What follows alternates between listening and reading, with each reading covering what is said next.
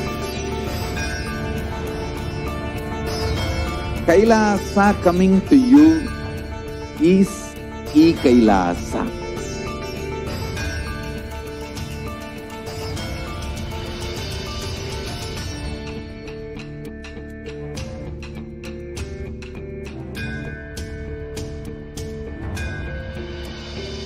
I will revive Hinduism.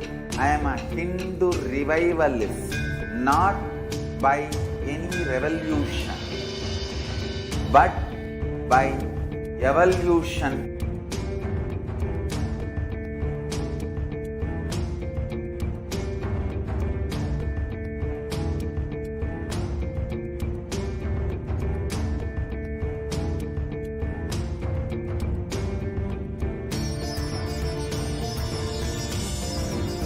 And setting model community.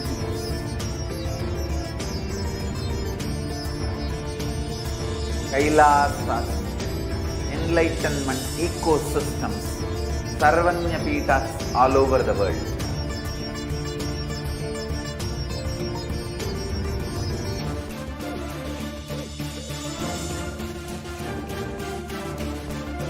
All powerful cognition, knowledge, only when you live, power manifestation and possibilities manifestation happens. It's a fundamental truth.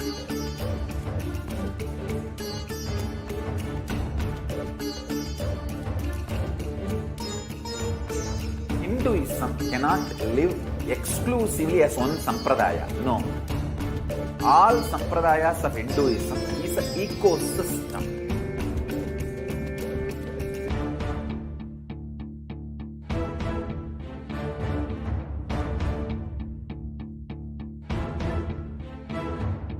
So don't keep quiet thinking that if one sampradaya is attacked, only that sampradaya is going to be affected. All of us are ecosystem.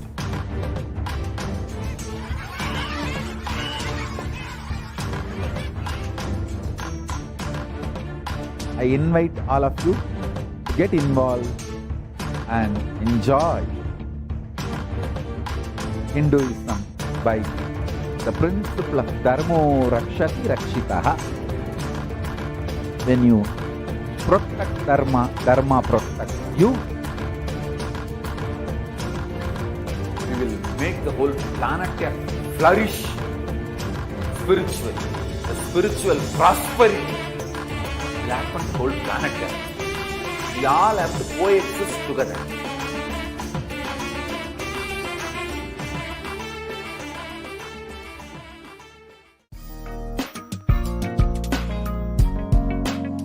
We get you health. We get you ability to build beautiful relationships in your life. We get you direct spiritual support, and we make sure you become wealthy.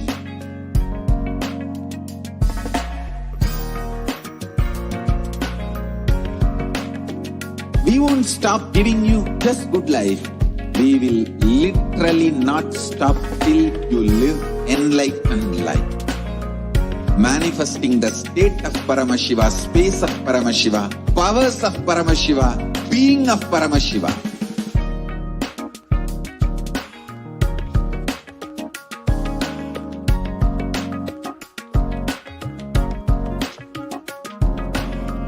Whole world should become Kailasians.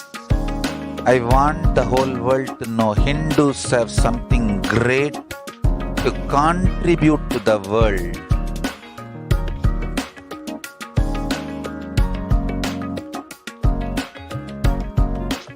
We have something great to contribute to the world. Let us do that.